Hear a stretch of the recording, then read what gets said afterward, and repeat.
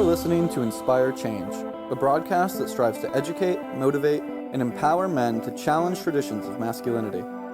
To guide us through the intricacies and intersections of emotions, relationships, and male identity is renowned psychologist, author, and speaker Gunter. This is Inspire Change. Before I begin the actual podcast, I would like to respectfully acknowledge the Gadigal people of the Eora Nation, who are the traditional custodians of the land on which I work. I would also like to pay my respects to their elders past and present. Welcome everybody to another episode of Inspire Change with Gunter. I'm your host. Now, in this particular episode, I'm actually going to take a little deviation from the norm, if there is such a thing. Because over the last few weeks, one of the sorts of things that I've been thinking a lot about is the whole issue about misinformation. And the fact that for some reason or another, we've gotten into a time and era that sort of reminds me a little bit about the Dark Ages, those days where there were witch hunts and, people were invested in magical thinking and things were not really necessarily based on fact or any sort of scientific process, but rather through the whimsy of the particular person portraying what they thought was fact or what they knew wasn't fact, but they fed it to the people anyway. And to me, this is of a deep concern, and especially as a therapist where I spend a lot of time with people looking at helping them to help themselves through being able to think rationally, logically, and objectively. Now, there are obviously some barriers to that. A lot of that's emotional, some of it's subconscious. We have unconscious biases, we have cognitive dissonance arising, all sorts of stuff. But in this particular podcast, one of the things that I thought I would focus on was the whole idea that there is in fact a hierarchy about information, and it's called the DIKW pyramid. Oh yeah, here we go, another thingy. But let me explain. In essence, there is a distinct hierarchy that goes from data to wisdom, and it influences our modern world in a huge way. Now, the problem is that it'd be all good if we could go from data to wisdom in a nice single bound, okay? But that's not what happens. So the idea is that we need to look at what happens between data and wisdom, and we need to understand how that works. So fundamentally, let me explain. The relationship between data includes information, knowledge, and then wisdom. And it's often conceptualized as either a hierarchy or a continuum. And each level adds context, understanding, and relevance to the one below it. So let's break this down. Let's look at each layer and how they relate to one another. Okay, so the first bit is data. So what are we talking about? Well, essentially data is raw, unorganized facts and figures without any context. I often refer to data as like the binary in coding, okay, zeros and ones. Now, these can be other numbers, symbols, or even raw sensory outputs. And at this particular stage, there is essentially no meaning or interpretation. So another example is consider temperature sensor reading 25, 26, and 27 degrees Celsius at different times. And that's it. That's all we got. So the next level is that of information. Now, we've often heard the term, we live in the information age. right? Or the data age. Well, neither of them is exactly true. So what are we talking about when we talk about information? So when data is processed, then organized, or presented in a given context to make it useful, it becomes information. Information answers basic questions like who, what, where, and when.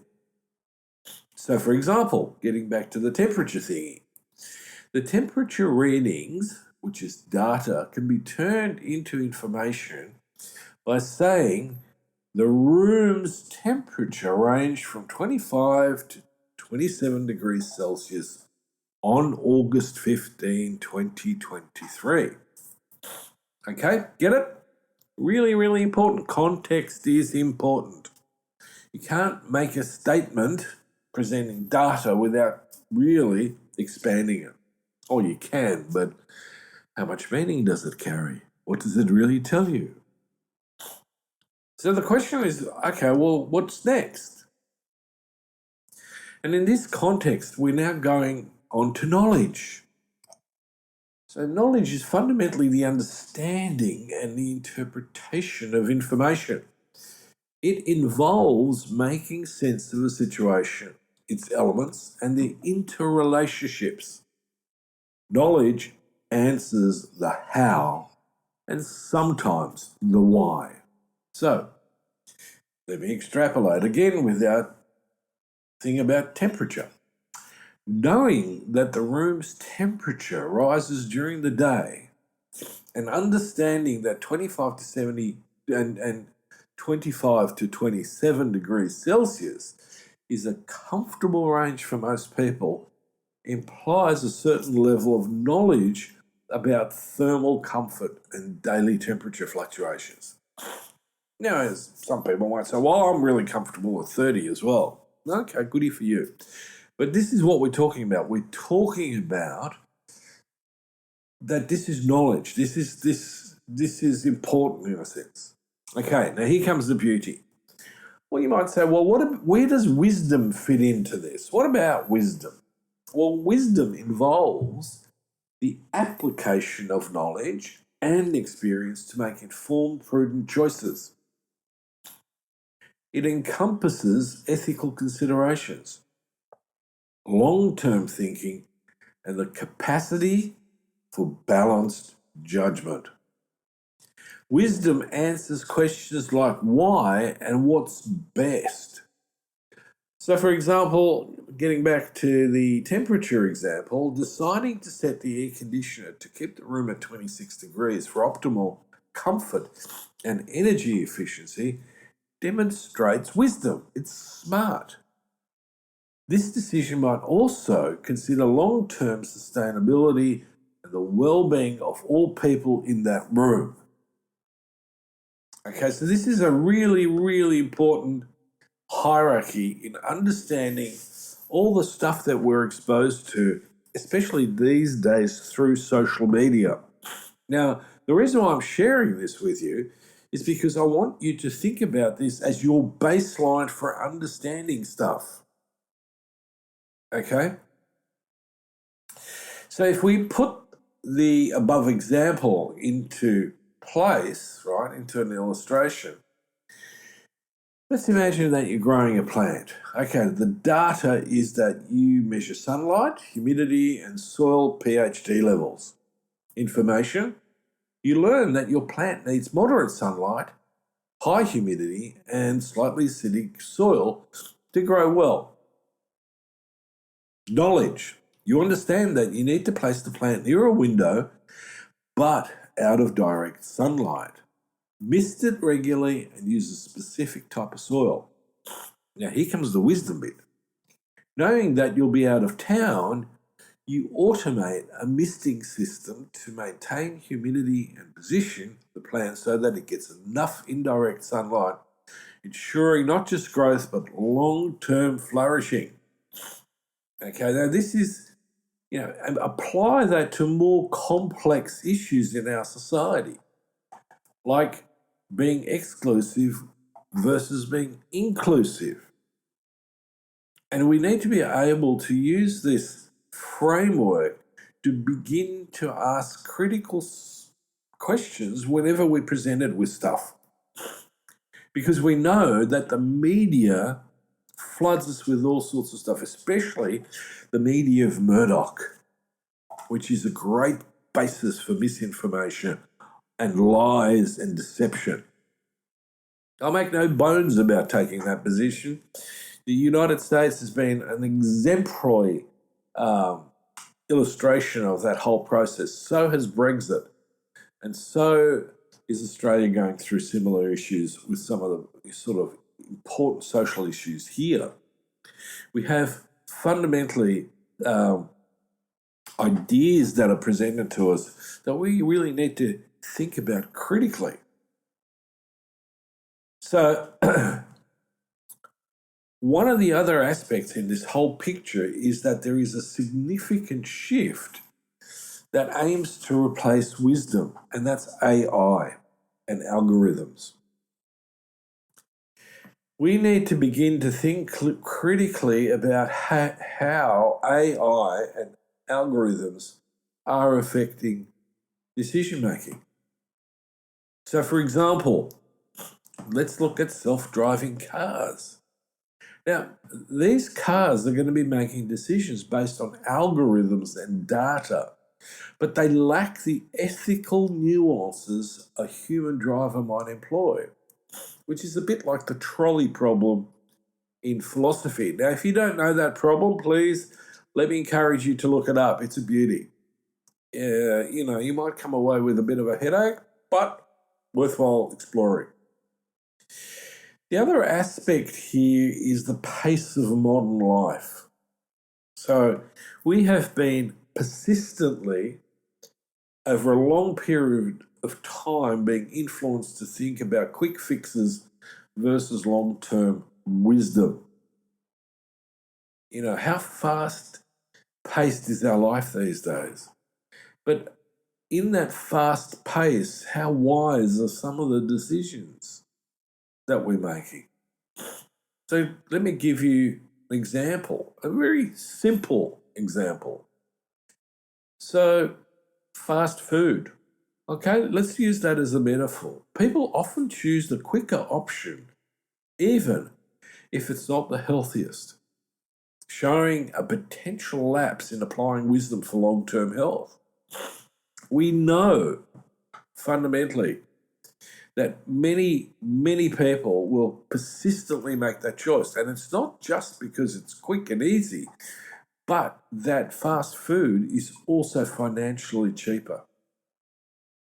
So we get drawn into this false reasoning. What about social media, the bane of our current existence, folks? Right? Clicks over wisdom? Now, how do social media platforms incentivize immediacy and virility? So, good example of this is the cancel culture. With social media, judgments are quick but often lack nuanced understanding, which wisdom fundamentally would provide if we were to apply it. But no, we've been drawn into, down the rabbit hole, and we've met the Mad Hatter. Because this shit is crazy. The fact that we make personal, social, political, economic decisions based on clickbait is just nuts. Now, the next level that we need to address here is the cultural and educational impacts all of this has. Wisdom in today's culture needs to encompass the educational system. We need a level of wisdom in this. So where we look at, for example, traditional societies where elders are respected for their wisdom, where in Western culture currently youth and innovation are often prioritized without considering whether it is smart to do. Think about Oppenheimer. Right? The fact that we could make the atomic bomb, right, Was it in fact the right thing to do? Now, many people would argue no. Some people would argue, well, it stopped World War II. Well, did it? There's some serious questions about that. And if you're a history buff, check it out. Okay? What about in the current global situation? What about our global challenges? Where do we need wisdom here? My argument is right here and now, historically, we need this more than ever because we are at the brink of descending into the dark age where religious imperatives override scientific fact, where superstitious thinking is the benchmark rather than clearly articulated wise decisions. The classic one in this context is obviously climate change. And in that context, we require not just technological innovation, knowledge, but also ethical considerations, i.e., wisdom for long-term sustainability. And what concerns me is that we knew this 55, 60 years ago, and we have perpetually been thwarted by the money holders. And I talk about that not so much as the elites, but there is obviously the 1 to 5% who've got a vested interest in maintaining the status quo, i.e., thwart any attempts to make wise decisions about climate, about sustainability.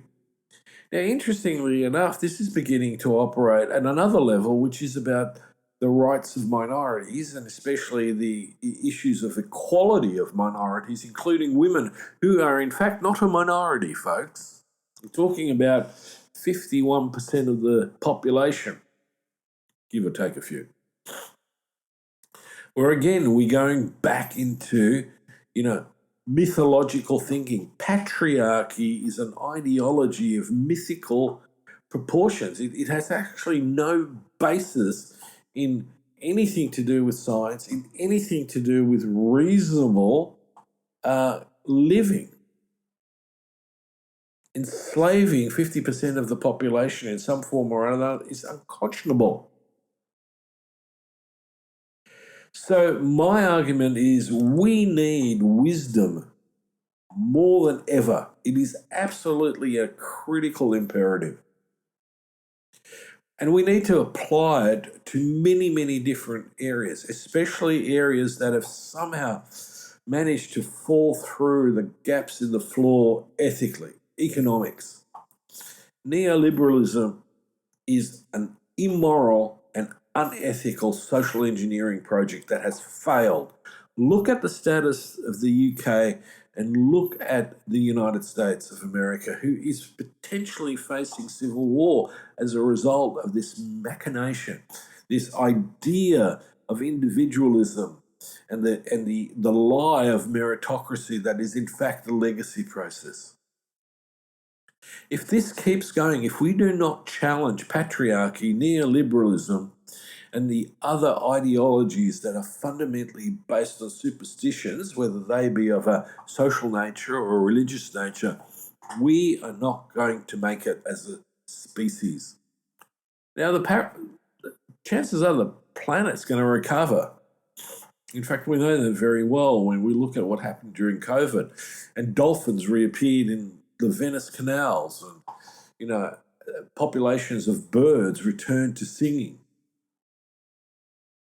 It is no longer a possible option. Wisdom needs to return to a collective consciousness. And we've really fundamentally abandoned it. So in my view, we need to go from data to wisdom in order to inhibit the decline of wisdom in our culture. So food for thought, please think about this carefully, think about the podcast deeply, and take it away with you. Inspire the right sort of change. We need to be a society moving towards wisdom and encouraging a humanitarian approach to coexistence. So until next time, this is me signing off. Love to hear from you.